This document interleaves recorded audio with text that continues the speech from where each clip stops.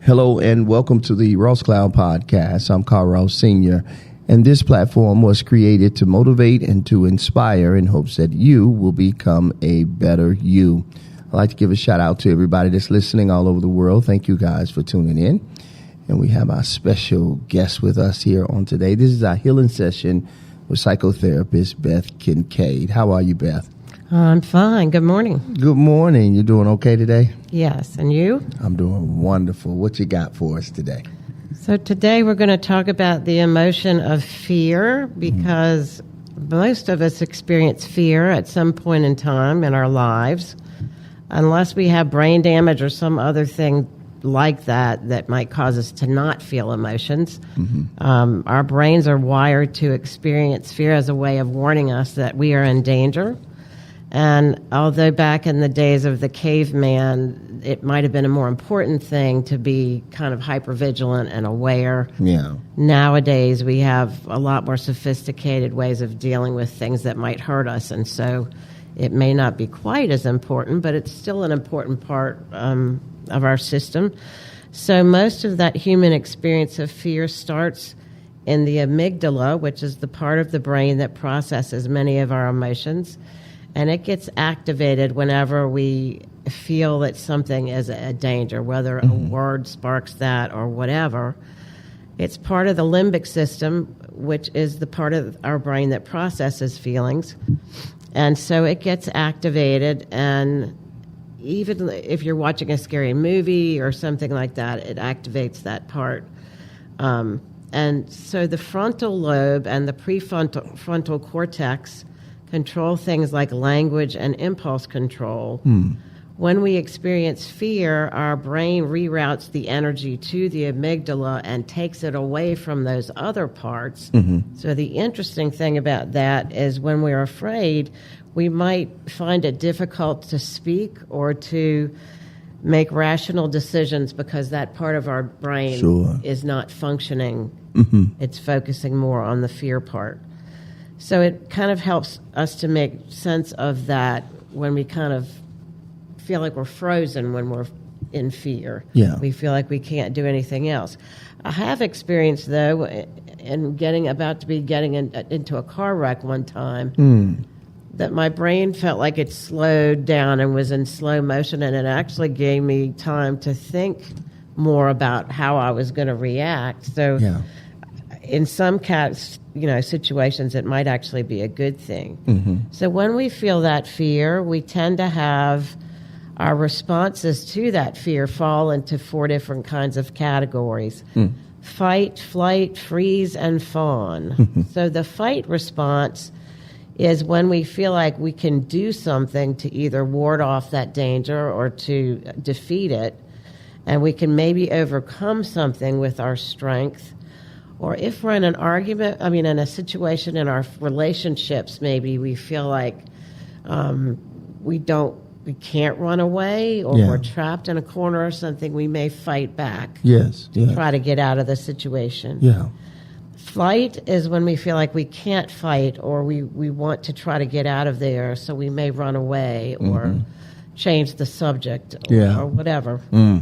Freezing, another response would be to try to be quiet or to hide until the danger passes by. Or if you're in class, you're afraid your teacher's going to call on you, you're kind of shrinking down. And, trying to distract people and get them to look at some other person. And fawning means that you're trying, actually, instead of doing all those things, trying to impress whoever you're afraid of, so that they won't do anything abusive to you. You want to help them to feel like you're on their side, kind of thing. So can you change your response? Do you have control over that? And sometimes I think we do, sometimes we don't. If you're, like I was talking about with the car wreck, you might be able to change your response then if you feel like you're having some time to think about it for a minute. But if you don't, you really have to feel like you have to react pretty immediately. And so it's hard to do. But I think with practice, if you have more control over your emotions, then you can. So the way it works in our system is something happens and we interpret whatever it is that happens, that prompting event. It could be if you're in an unfamiliar situation, or you're all alone, or you're in the dark, you're in a movie theater, wherever you are. Some people feel threatened if you're in a bad neighborhood and somebody's coming towards you. Sure. If you're in a place where you've been hurt before, then you may anticipate, like at the doctor's office, this is going to be scary. Yeah. So then we interpret that somehow, that somebody might criticize us or reject us or dislike us. We may expect to fail. We may not feel like we're going to get the help that we want or need. I'm sorry, I have a cold this week. We might believe that we're going to lose our assistance or lose somebody that we care about, or that we don't have control, or something terrible is going to happen, or we might be hurt, or we might even be about to die or something like that. Right. And so we use all of these words to interpret what we think is about to happen. And our brain changes neurochemically, like we just talked about. And at the same time, our body changes. Our nerves might be more sensitive, or our heart rate might speed up, our blood vessels might contract, and our muscles tense, or our temperature might change. And we start to sense that that's happening, and we might have an urge to react a certain way. At the same time, our body language is changing, our facial expressions are changing, our posture's changing, and we start to express ourselves with words, and then we may actually choose to do something like run away, or we might start sweating, we might shake, tremble, look around as if we're terrified, we might throw up, we might get cold, we might start screaming, crying, pleading, hiding, trying not to move, be frozen, that kind of thing.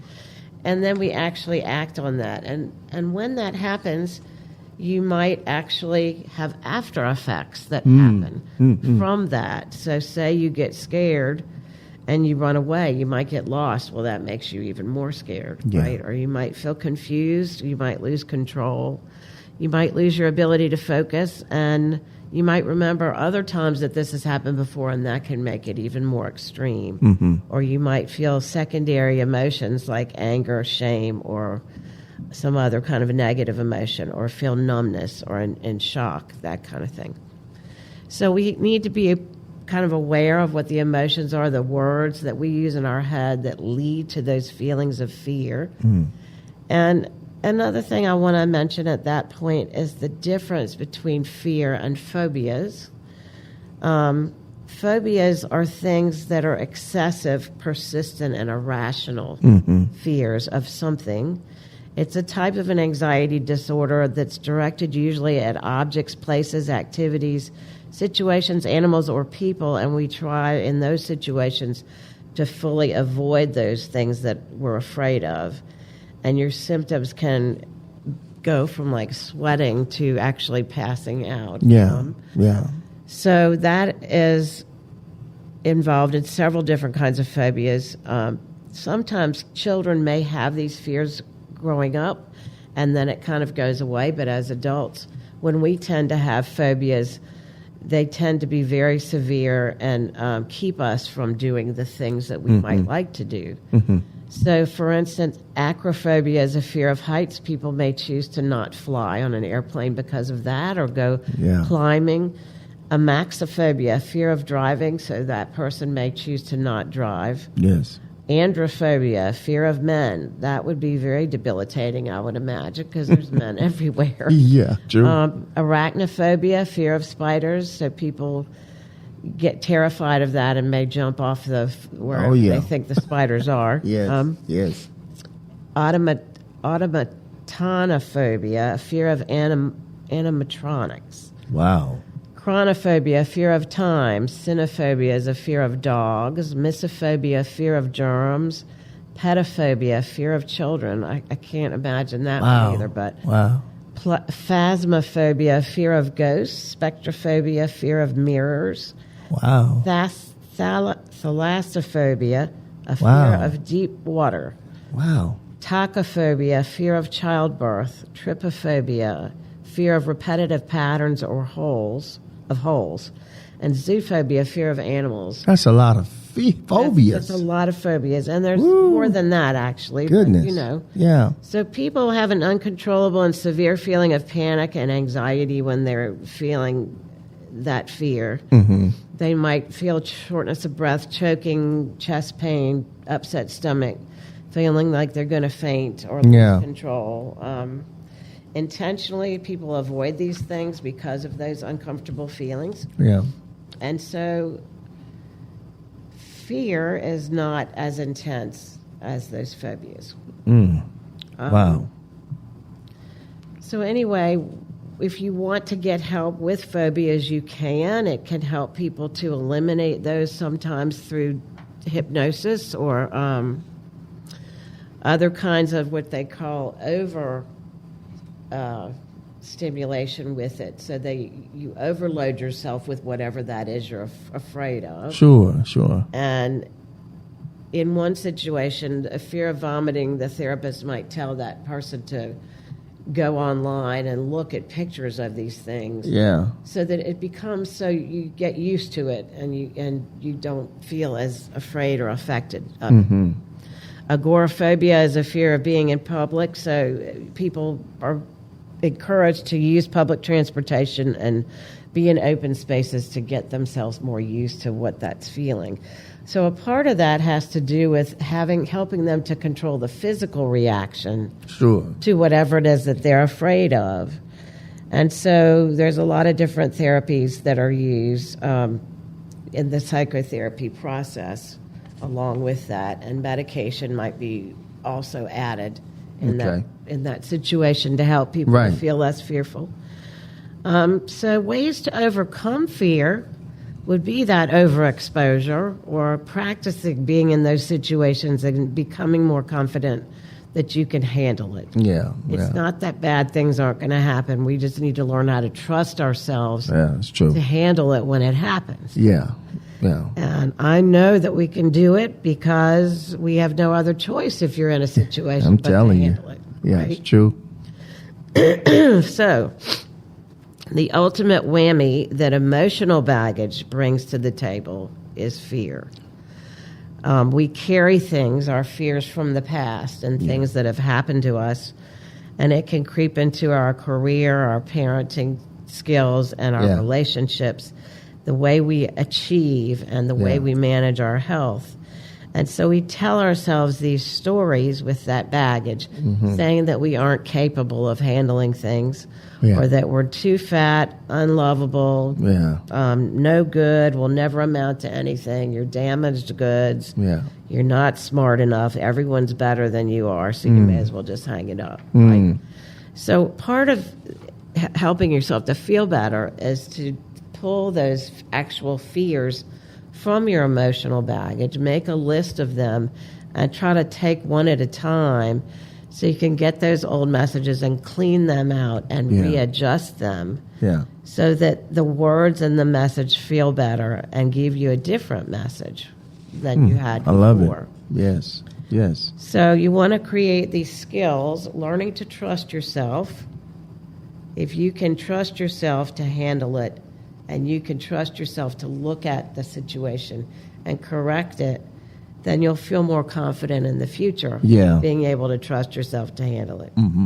You want to take ownership of your life and take purposeful action instead of reacting to things without purpose. And again, then you may feel more confident in yourself and your ability to handle it in the future. You want to identify those different components of your fear, so you want to neutralize those components and know and trust what you're dealing with so you can handle it better. So if you know that you're giving yourself negative messages and you're saying to yourself, I'm afraid to skydive, I'm afraid to get back to school, I'm afraid to leave my job, I want to have a company, but I'm afraid to open a business because I'm afraid whatever the situation is. So you say to yourself in your head, I want to do this, and I scare myself by imagining whatever the problem is. So ask yourself, what is that that's scaring you? What is that thought? I'm afraid I'm going to be rejected. I'm afraid I'm going to go bankrupt. I'm afraid I'm going to lose my house or my spouse or whatever it is you're afraid is going to happen. Yeah. And then change that thought process to something, instead of scaring myself and imagining I'm going to be bankrupt or this negative thing's going to happen. Yeah. I am going to do well and be positive and successful, and because I'm going to work as hard as I can to not fail. Yeah, that's right. Right? That's right. And I'm going to make sure whatever it is that I'm doing is something I know I can do. Yes. And then I can't fail. Can't fail. Right. That's right. So you want to build your self-esteem and learn to like yourself better using those positive affirmations. And remembering you're your own best friend. You're the only one you can totally guarantee to be there for you. Yes. Because you don't have any choice in the matter on that That's either, so right? true. That's so true. So you want to learn how to forgive your mistakes, because that's how we learn. We have to make mistakes. That's right. And forgive others' mistakes in their helping you. Yes. Yeah. And think about, why not me? Why can't I do this? Why can't right? That's right. So know that you can learn whatever you need to succeed, and at whatever you're afraid of, you just go out there and learn what the skills are that you need. Yes. Your emotional skills as well. Yes. To master those things. And believe at your very core that this can be done, that you can do it. Yes. Yes. So I had a child in my office the other day. He said he was just terrible at playing dodgeball, or whatever he did. He was always bad at it, and people always got him out. So I asked him to please go the next time he went to gym and play the game. Yeah. To say to himself, I can do this. Yes. I can win this game. Yes. And see if that helped him to do better. Mm-hmm. I don't know if it did or not, because I haven't seen him yet. I got you. But I'm hoping that it did. Yes. Yes. So you want to work on changing those thoughts in your head, and be more mindful of what those thoughts are. Change them to something more positive. Yes. And focusing on what you want to happen instead of what you're afraid is going to happen. What you can control instead of what you can't. Can't control. Yeah. And what you have instead of what you don't have. Yeah.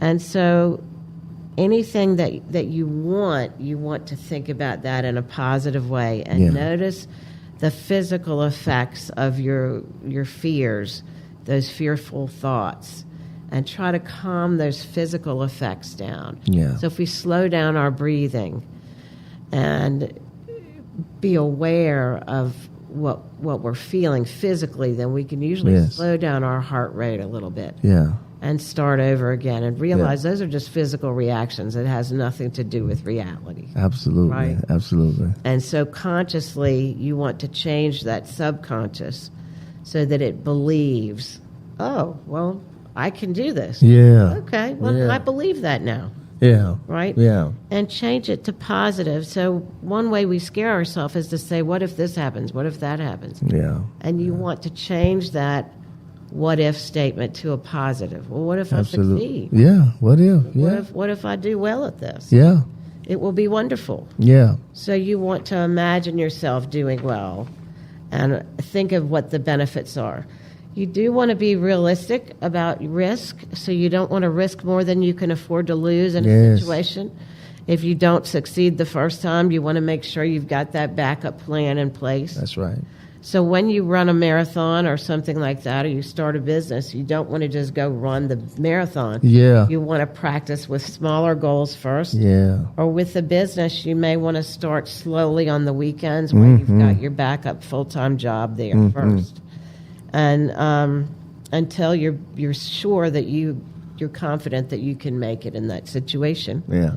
And celebrate your successes that you've had in the past that you've already overcome, like graduating school or working in a job prior to. Taking risks and opening yourself to new experiences. The more you try, the less scared you're going to be. Yeah, so true. Even with COVID, I think a lot of us got afraid to go outside and be out in public again. And the more we go out and do things, and the less sick we get then, the more confident we are that we can handle things. So you want to recognize fear for what it is. It's just a mental trick that your ego uses to protect you from negative outcomes. it imagines might happen.